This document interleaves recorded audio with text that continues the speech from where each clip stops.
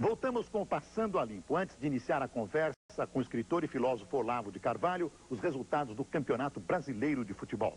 No Pacaembu, Portuguesa 7, isso mesmo, 7, São Paulo 2, 7-2. É a maior goleada do torneio até agora, não foi engano não. 7-2 para a Portuguesa contra o São Paulo. No Parque Antártica, Palmeiras 3, Vitória da Bahia 2. Na Vila Belmiro, Santos 4, Flamengo 1. Em Campinas, Guarani 2, Goiás 2. Em Caxias do Sul, Juventude 1, Internacional 2. No Recife, Esporte 5, Grêmio 0. E em Belo Horizonte, Atlético 2, América Mineiro 0.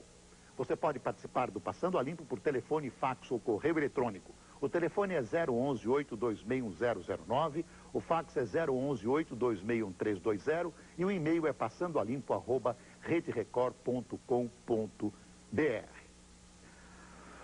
Professor Olavo de Carvalho, obrigado por ter atendido ao nosso convite. Eu ia começar com uma pergunta que eu disse que ia fazer, mas vou começar com outra. Eu também me surpreendo às vezes. Acabamos de conversar com o professor Pastore, globalização, economia, regimes políticos, eleições. O senhor acha que a ideologia acabou no mundo? Existe ainda esquerda e direita? O marxismo ainda está vivo? Eu acho que ideologia não acabou, não. A história de, inclusive, dizer que o comunismo acabou, isso é um mito, né? Eu acho que ideologia é um componente central da história humana. Enquanto existir pessoas que queiram agir, enquanto existir poderes, tá certo, que querem determinar o curso da história humana, e enquanto eles discursarem, haverá ideologias, certamente. Né? E o senhor acha que o comunismo ainda existe na prática? Eu creio que sim, ainda é uma força atuante. A gente está vendo agora na Rússia que eles ainda têm um poder de pressão muito grande. E além disso, existe o que nós podemos chamar de comunismo residual. Quer dizer, que são princípios e conceitos marxistas que continuam atuando de uma maneira quase que subconsciente na avaliação que nós fazemos das coisas. Por exemplo, a ideia de que a luta de classes conduz à história, de que o fator econômico é predominante. Hoje praticamente todo mundo pensa assim. Mesmo pessoas que não são marxistas e muito menos comunistas, ainda tem essa tendência, né? É isso que Então, o senhor acha que imaginar que a história tem uma grande influência do poder econômico, da vida econômica, é sempre marxismo? Não, mas onde é um hábito, é um viés que é inaugurado pelo marxismo, né? E se torna uma coisa um pouco limitadora na medida onde as outras hipóteses são excluídas. Por exemplo, isto é o que fala, por exemplo, Alain Peyrefitte, no livro A Sociedade de Confiança. Ele diz, todos nós somos marxistas inconscientes. Quer dizer, que não submetemos ainda a um reexame este pressuposto marxista do predomínio dos fatores econômicos na história. Por exemplo, esse mesmo livro do Peyrefitte é uma demonstração da falácia desse pressuposto, né? Quer dizer que as ideias, a parte cultural, a psique, tudo isso tem uma força muito mais determinante do que a economia, mesmo porque até as ideias se tornarem realidades econômicas passam muitos séculos. Tudo aquilo que é feito na economia foi pensado muito antes. Quer dizer que é a cultura, é a inteligência humana que cria, vamos dizer, o quadro de possibilidades dentro do qual a história vai se desenrolar. Professor Olavo, boa parte da inteligência, chamada inteligência brasileira, é e era de esquerda muito marxistizada. Alguns professores até escreveram teses, escreveram livros inteiros e defenderam posições marxistas ou filomarxistas. Repetidamente o Brasil, junto com a queda do Muro de Berlim, dá uma grande virada e muitos deles hoje estão no poder. Inclusive notórias pessoas que ocupam posições extremamente importantes na vida brasileira. O senhor acha que eles se converteram ao capitalismo? Mais ou menos. Na verdade, o que não só o Brasil, mas parece que o mundo todo hoje caminha por uma espécie de síntese, no qual, por um lado, há um predomínio da economia liberal, mas o impulso, o anseio socialista se descarrega, então, em outros setores da atividade, como a saúde pública, a educação e a cultura, sobretudo. Então, nós estamos vendo essa mistura de economia capitalista com uma cultura socialista. Mas o senhor acha, por exemplo, que se preocupar com educação e se preocupar com cultura e com saúde é patente esquerdista? Não, mas acontece que desde o advento de um cidadão chamado Antônio Gramsci, a cultura se transformou no meio principal de acesso ao poder. Quer dizer, de acordo com a teoria de Gramsci, que teve uma influência muito grande na esquerda brasileira, toda a cultura é transformada num instrumento da política. E junto quando se fala de cultura, se inclui também a educação, as artes, a assistência psicológica, tudo isto Então, é englobado dentro de uma estratégia política geral.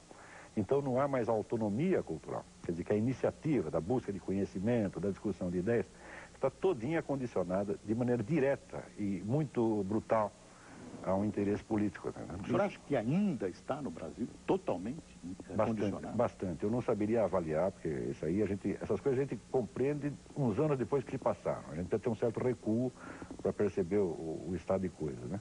Então, acho prematuro para falar isso no Brasil agora. Mas até uns 5 ou 6 anos atrás, a coisa estava... Eu acho que toda a nossa vida cultural estava politizada. O senhor acha que o presidente Fernando Henrique Cardoso pensa diferente do que ele pensava, por exemplo, nos anos 60? Substancialmente não. Quando ele diz que ele é um social-democrata, bem, é o que ele sempre foi. Quando diz que é um gramsciano, sempre foi. Mas eu não acho que ele mudou. Eu acho que apenas se rendeu a certa evidência, tá certo, do sucesso da economia capitalista. Isso aí ele não pretende mais vencê-la.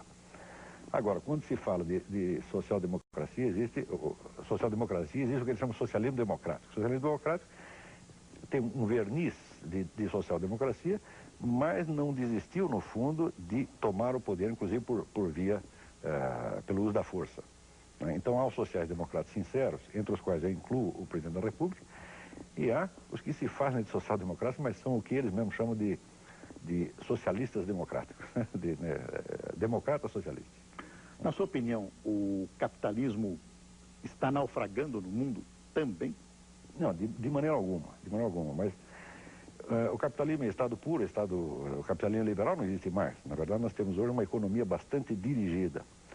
Desse ponto de vista, eu vejo o mundo de uma maneira um pouco negativa, porque nós vemos que o tipo de economia que vai se montando no mundo hoje, de maneira globalizada, não é uma economia capitalista, não é uma economia liberal, mas é quase uma economia fascista, quer dizer, um capitalismo monopolístico, tá certo? Com uma tendência dirigista e centralista muito grande. E corporativista. E corporativista, tá certo? E neste sentido, tanto quem se diz de direita quanto quem se diz de esquerda está contribuindo exatamente para isso. E o senhor acha que nós caminhamos para onde? Nós, o Brasil? Não, no mundo. E eu acho que nós estamos indo para pelo menos uma economia de tipo, digamos, um fascismo globalizado. Isso é bom? Não, de maneira... não precisa nem explicar, tá certo? E eu acho que isso é uma coisa temível, tá certo? É evidente que não será um fascismo truculento como já tivemos uma fascismo amostra. Por causa das corporações, fascismo por causa do dirigismo. Por causa quer dizer, é um pseudo-capitalismo, na verdade, um capitalismo monopolista, tá certo? Centralista, planificado, e onde toda a cultura, os valores, os hábitos humanos são todos moldados para isto. Quer dizer, não chega a ser um comunismo, mas é um fascismo. E admitiria, por exemplo, discordâncias internamente? Quer dizer, vai ao ponto de admitir a oposição? Eu não sei se haverá espaço para isso dentro de alguns anos. A gente vê que a margem das discussões parece se estreitar a cada dia, não é isso? E a margem para o exercício da inteligência diminui a cada dia. Né? Eu não quero ser apocalíptico, não quero ser profeta da desgraça, tá entendendo? Mas parece que está indo para esse lado, né? Então, nesse sentido, as ideologias de esquerda e direita, elas representam como que duas alas de um processo único, que está indo, de qualquer maneira, para uma centralização. A tese, aliás, não é minha, a tese é de um livro de Bertrand de Juvenel, que eu considero o melhor livro de ciência política que alguém já escreveu, que se chama Du Pouvoir, sobre o poder. E onde ele, examinando a história do Ocidente dos últimos séculos, ele diz o seguinte: haja o que houver, sempre o poder sai mais poderoso. Quer dizer, o poder está sempre mais centralizado e sempre mais distante, né, do cidadão comum. Se nós vemos, por exemplo, qual o poder que tinha o senhor feudal sobre o camponês?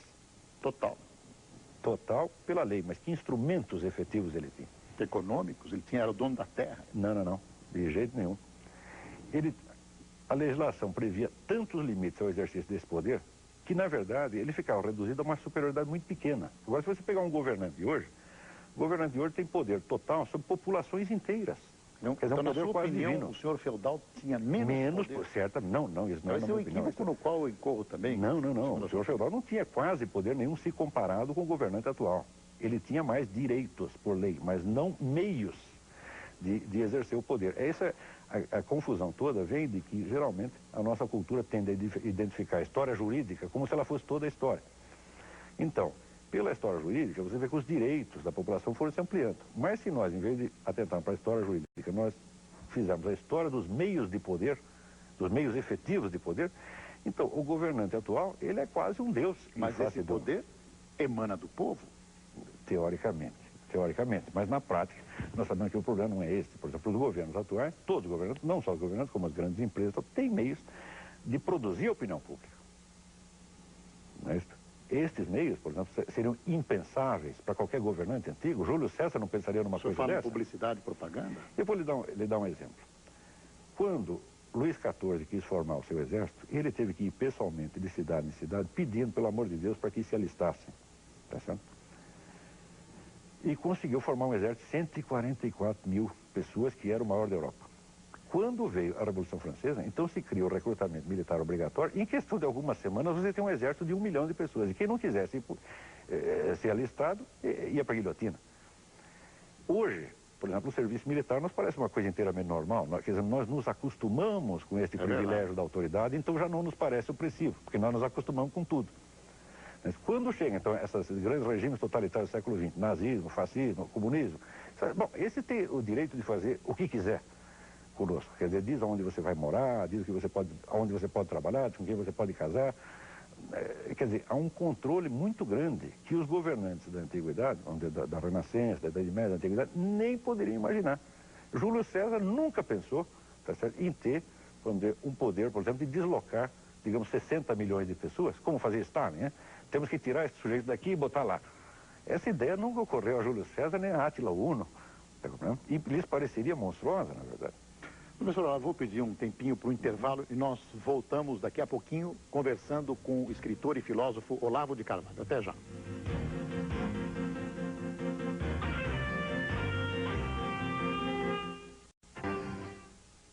Você pode participar do Passando a Limpo por telefone, fax ou correio eletrônico. O telefone é 011-826-1009, o fax é 011-826-1320 e o e-mail é passandoalimpo@rederecord.com.br.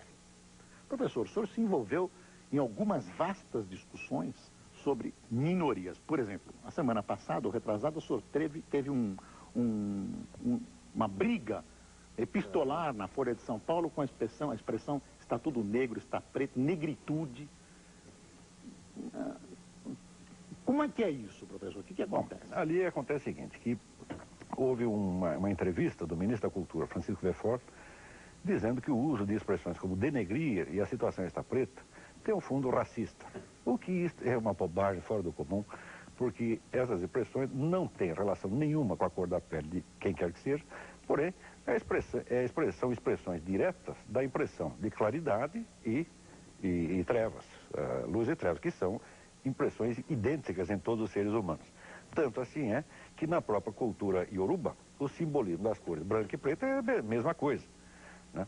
E eu duvido muito que o Chico Buarque, no samba dele, meu caro amigo, ao dizer que a coisa aqui está preta, ele estivesse se referindo a algum cidadão de raça negra. Ele está se referindo a um simbolismo primário, que é o da escuridão do cárcere. Mas a expressão judiar é uma expressão preconceituosa, ou não? Não, não necessariamente. Porque designa-se o mal que se faz a alguém. Esse alguém pode ser o próprio judeu. Quer dizer, quando judiou, a expressão não diz que quem judia é o judeu? Quer dizer, não é? Ao contrário, é tratá-lo como certas pessoas tratavam a um judeu. Veja, isso faz parte da própria natureza da linguagem. Toda a ciência linguística do século XX... Que não é essa a interpretação que se dá hoje no Brasil. A palavra judiar estão forçando para dizer que isso é uma maldade feita por judeu. Não, maldade feita por judeu, feita contra o judeu. Olha, toda a ciência linguística do século XX prova que as palavras não têm significados fixos, grudados nelas de uma vez para sempre, mas que dependem sempre do contexto. Qualquer análise linguística tem que levar ao contexto. Então você não pode dizer que tal palavra, tá certo? Ela tem conotação racista. Por definição, não existe conotação fixa. Quer dizer, a hora que chega um ministro da Cultura e diz isso tem uma conotação racista, ele está mostrando que não conhece a língua, não conhece os princípios elementares da linguística. Conotação fixa é absolutamente impossível, porque conotação é precisamente aquilo que o sentido de uma palavra tem de variável. Professor, a denotação pode ser fixa, não é isso? Mas a conotação, quer dizer, o valor associado, o valor subentendido, não pode ser fixo em hipótese alguma. Portanto, a mesma expressão pode ser usada com sentido racista ou com sentido não racista e até com o sentido contrário. porque isso aí faz parte da mecânica natural da língua. Muito me espanta que tanta gente hoje ignore ou finja ignorar uma coisa dessa. Professor, o senhor manteve uma imensa polêmica com o reitor da PUC do Rio, sim, porque 3 jovens escreveram um artigo num jornalzinho estudantil, o indivíduo individualista. O indivíduo. O indivíduo, e acabou havendo, e que foram considerados racistas, e evidentemente não são. Pelo menos a expressão no artigo deles não era racista, a meu ver. Não era absolutamente. Mas a época que aprendeu o jornalismo. A posição que eles defendiam lá era exatamente a posição tradicional brasileira que nós recebemos de Gilberto Freire e Darcy Ribeiro. Quer dizer, o Brasil não é uma sociedade multicultural como a americana, mas é uma sociedade mista. Quer dizer, uma sociedade essencialmente mestiça. Tá certo? Nós temos quase metade da nossa população é mestiça. Ora, fica evidente que o problema das raças aí não se coloca de maneira idêntica ao que se coloca numa sociedade multicultural como a americana, onde há guetos separados, onde o pessoal de uma raça tem os seus representantes políticos, não conversa com o vizinho e assim por diante. Ou seja, o diálogo entre raças numa sociedade multicultural como os Estados Unidos é um diálogo político, feito através de seus representantes da sua elite. Agora, aqui não. Aqui o convívio das raças é feito diretamente. Para dizer como o rapaz do indivíduo, o editor do indivíduo, Pedro Sete Cama, que é meu aluno, rapaz muito inteligente, diz: o Brasil é o único país do mundo onde no programa árabe passa anúncio do programa judeu e vice-versa. É o único país do mundo onde o bairro árabe, por exemplo, no Rio de Janeiro, é o bairro judeu. Tá? E assim por diante. E a própria mestiçagem, quer dizer, se nós fôssemos realmente racistas, como é que conseguimos produzir 50% de mestiços? Né? Só se casaram com a pessoa de outra cor por vingança, para prejudicá-las, né? Tem pessoas que aí perguntam contra quem ele vai casar. Só se foi isso. E os nossos grandes escritores, nós tínhamos conversado antes do programa, Machado de Assis. Mas é exatamente. Machado de Assis, Cruz de Souza. Veja, já eram Cruz de Souza, Gonçalves Dias, quer dizer, já eram glórias no século passado. Tá certo? Já eram pessoas. Nessa polêmica, que eu não sei se acabou e como acabou, o jornalzinho foi apreendido, eles apanharam. Não, houve inicialmente um ato de violência que juntaram 100 militantes, eu creio que insuflados em parte pela própria reitoria, tá certo? Ou se a reitoria não insuflou, pelo menos foi conivente, e avançaram em 100 contra 3, quer dizer, um negócio de uma valentia extraordinária, né? O que eles escreveram literalmente era mais ou menos que havia negros que haviam escravizado negros. Isso é um fato histórico conhecido, porque a escravidão na África, ela existiu durante 1000 anos.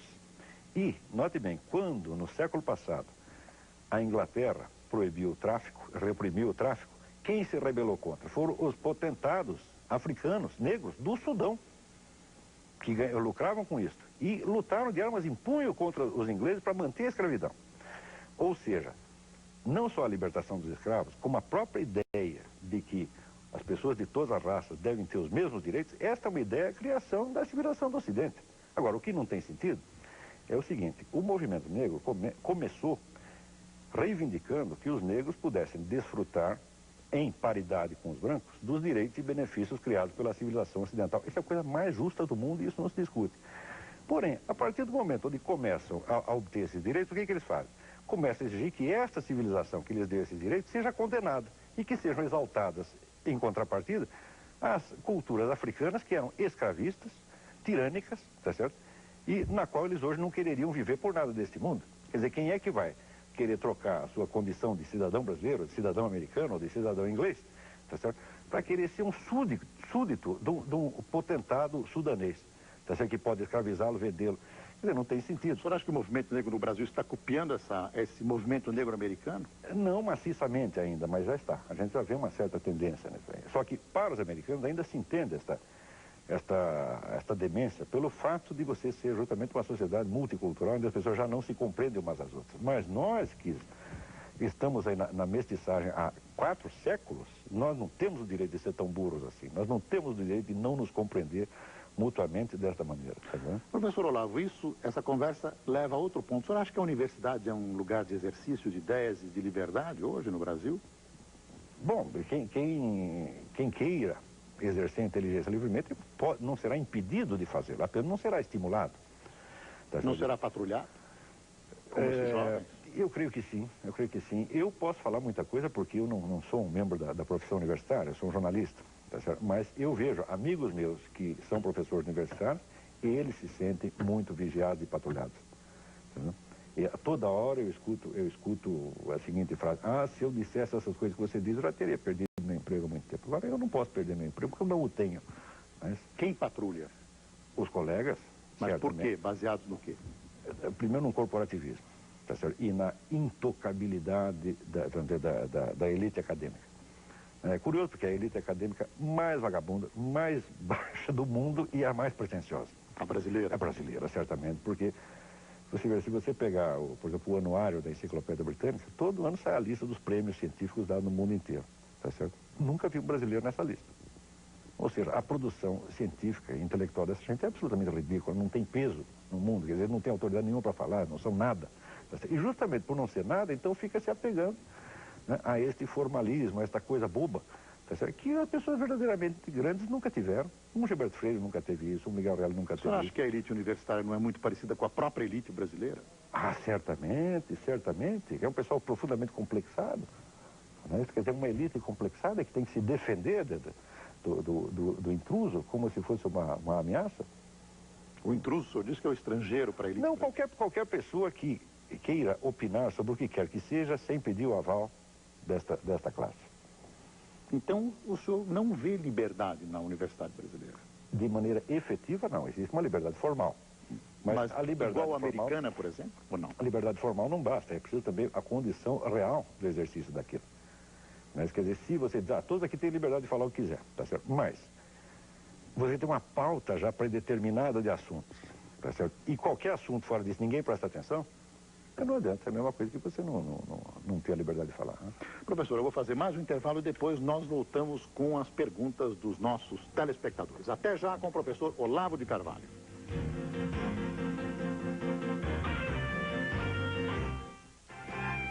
Passando a limpo, entrevistando o professor Olavo de Carvalho, que é escritor e filósofo. Professor, vou fazer as perguntas dos telespectadores para as quais eu peço respostas rápidas. Temos 15 minutos. Olivier Joles, de São Paulo, pergunta: se o papel dos governantes, se o poder dos governantes é tão grande hoje, como explicar o caso Bill Clinton, Mônica Lewinsky? Bom, em primeiro lugar, o poder não é de cada governante em particular, mas do establishment, do sistema, do qual Bill Clinton não é senão um pequeno funcionário. Em segundo lugar, casos semelhantes de governantes que foram desmoralizados e derrubados por causa de conduta sexual irregular, isso aconteceu durante toda a história, tá certo? Houve o famoso caso de Canossa, onde o Papa obrigou um governante aí praticamente um rei aí praticamente de joelhos pedir perdão por uma conduta irregular. Isso aí não é uma novidade. Mas a novidade é apenas o trâmite, a coisa complexa, que fica 2 anos discutindo o assunto, né, por causa da mídia. Mas isso não quer dizer que o governo americano não tenha muito mais poder do que qualquer governante da antiguidade. Pessoalmente, o senhor acha importante que o Clinton seja uma pessoa sexualmente ilibada? Não, pessoalmente, quer saber, eu acho isso absolutamente... Esse caso eu acho isso ridículo. Tá entendendo? Se fosse aqui no Brasil, todo mundo resolveria isso como uma risada. Né? Um belo elogio. E isso, veja, esta tolerância maior, essa é uma das características da nossa cultura, da qual nós temos que nos orgulhar. E é justamente esta tolerância maior que permite um convívio melhor entre raças, entre pessoas diferentes. Quer dizer, nós, em vez de valorizarmos aquilo que é bonito, que é glorioso na nossa cultura, que é invenção nossa, nós ficamos copiando erros de americanos. Não tem sentido, eles não têm nada para ensinar a nós, nem com relação a isso aí, né, como julgar um governante, e nem com relação ao problema de raças. O Nivaldo Cordeiro tem uma pergunta que não se perca pelo sobrenome, ele é economista. O que o professor recomendaria para um cidadão comum atomizado para resistir a esse processo de dominação das grandes corporações e do Estado? Nivaldo Cordeiro. Ele está referindo ao indivíduo. Ao indivíduo. O que um cidadão comum atomizado pode fazer para resistir a esse processo de dominação das grandes corporações? Bom, eu acho, do ponto de vista da preservação da sua alma individual, da sua psique, tá certo? Eu acho que a grande defesa contra todo esse processo massificante está nas velhas tradições religiosas. O cristianismo, o islamismo, o judaísmo. Aí você tem um patrimônio de conhecimentos interiores da humanidade, onde não há massificação, a globalização que possa entrar. Quer dizer, existe um domínio dentro do ser humano que é um domínio secreto, íntimo, no qual nenhum governante pode entrar. Você tem que tentar se instalar neste neste centro de si mesmo, e para isso o guiamento é encontrado nos grandes sábios místicos das tradições antigas. Mas isso só do ponto de vista da alma individual, não estou falando em termos globais, políticos, né? O Cristiano Mestriner Rodrigues, que é um economista, pergunta que fim levou o caso dos estudantes da PUC do Rio no que tange as acusações que lhes foram imputadas sobre racismo. E depois ele pergunta qual a sua opinião sobre o movimento negro, que você já deu. Né? Bom, o que deu lá foi o seguinte: o reitor da PUC, o padre Jesus Hortal, afinou.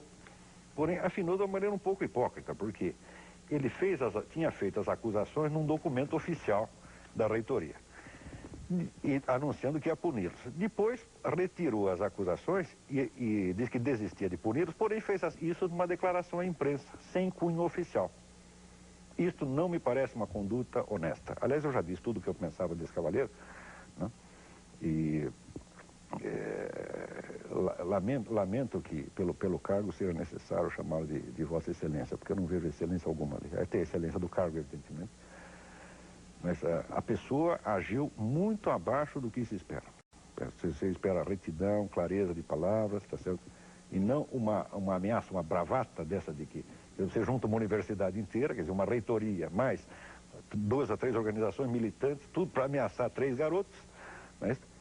E depois, você ainda se intimida por ver que falou uma besteira, em vez de confessar e de declarar oficialmente: olha, não há punição, não há crime, não há nada, não, apenas declara à imprensa, mas não assina embaixo. Isso não está certo.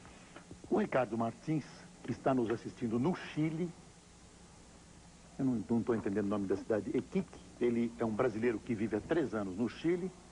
Ele pergunta, ele não acha que o problema brasileiro vai muito além disso, se não falta vergonha na cara por parte dos políticos brasileiros?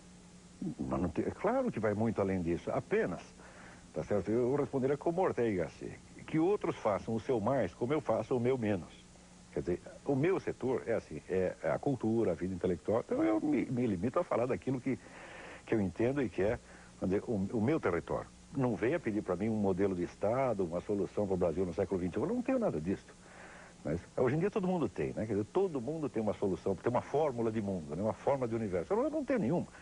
Eu apenas estou me referindo, vamos dizer, a problemas óbvios, sem nenhuma tentativa de enfocá-los globalmente, mas problemas que isoladamente chamam a atenção e que denotam no Brasil uma decadência da inteligência humana, uma decadência cultural verdadeiramente alarmante. Quer dizer, porque não é decadência da cultura, é decadência da consciência.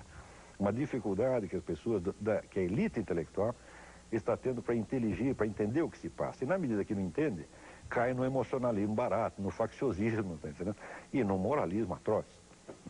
Tem uma pergunta longa aqui, interessante. O Bruno Bockman Moreira que nos manda. Professor Olavo de Carvalho, primeiramente meus cumprimentos pelos artigos que tenho lido do senhor na Revista República, Revista Bravo, Jornal Folha de São Paulo. Acerca de artigo recentemente publicado na Folha, contestando imaginada demonstração de racismo contido em expressões como, por exemplo, a coisa está preta.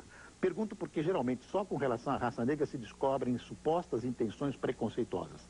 Até que ponto pode-se afirmar que existe preconceito e racismo no Brasil, partindo-se da definição desses 2 vocábulos feita por Wilson Martins há algumas semanas no artigo semanal que escreve? O senhor despreza a filosofia marxista, nada se salva nela? Não, são 2 perguntas, vamos por partes. Primeiro, o preconceito é uma coisa, o racismo é outra. Quer dizer, o preconceito é uma atitude interior que você pode carregar dentro dele sem que você jamais saiba. Eu acho que o preconceito é um direito humano. Todo mundo tem direito a ter preconceito quanto que quiser. Tem um monte de pessoas que têm preconceito contra mim, eu não acho que elas estão erradas, não. Se, para nós nos livrarmos... Que tem contra mim, eu acho que estão erradas. Estão erradas. Eu acho que estão erradas. Mas elas têm o direito de achar que isso é um preconceito seu. Tem o direito. Tá, quer dizer, o preconceito é simplesmente um resíduo da burrice humana. Nós não podemos fazer uma lei que proíba a burrice humana, que proíba a covardia, que proíba vamos dizer, a maldade interior. Tá certo? Eu acho que é melhor conviver com um pouco de preconceito do que você fazer um super-estado que, a pretexto de proteger uns contra os outros, oprima a todos igualmente. Este é que é o grande problema. Quer dizer, eu não acredito no Estado mamãe que vai proteger todos os garotinhos, vai amarrar a mão de todos eles. Isso não é bom. Em segundo lugar, o Brasil não precisa disso. O Brasil já mostrou a sua capacidade de ser uma sociedade mista, onde as pessoas convivem sem violência, sem maldade.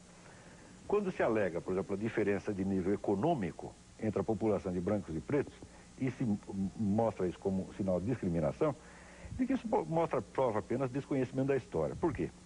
Entre a abolição dos escravos e o primeiro surto industrial, passaram-se 40 anos.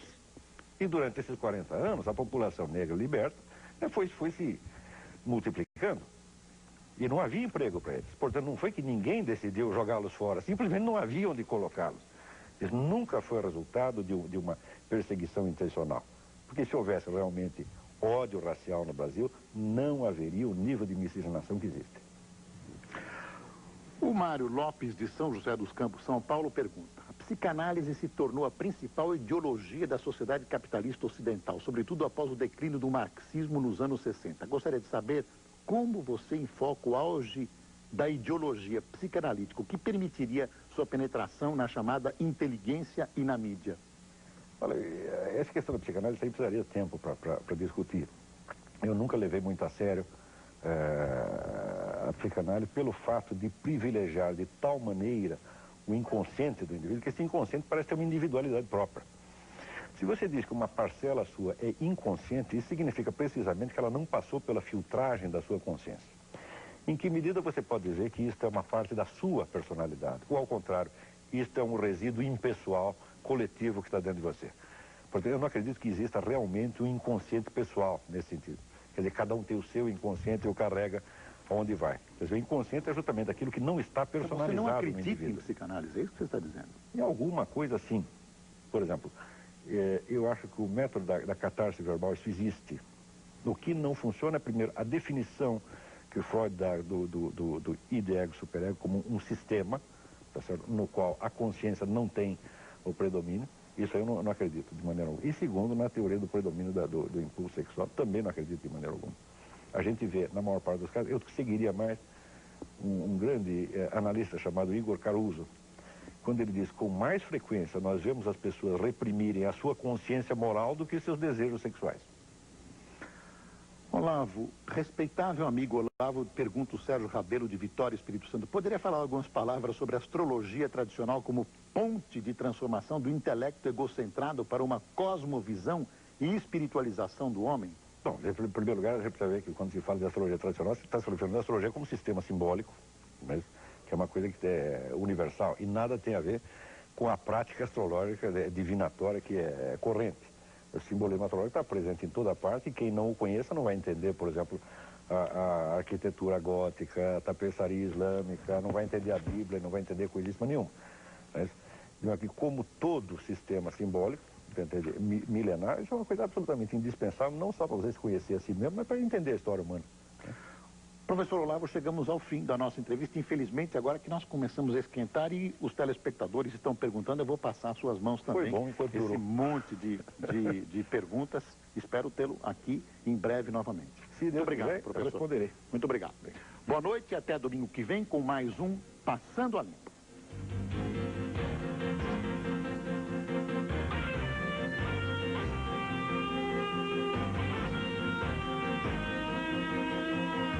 Informação, variedade, prestação de serviço.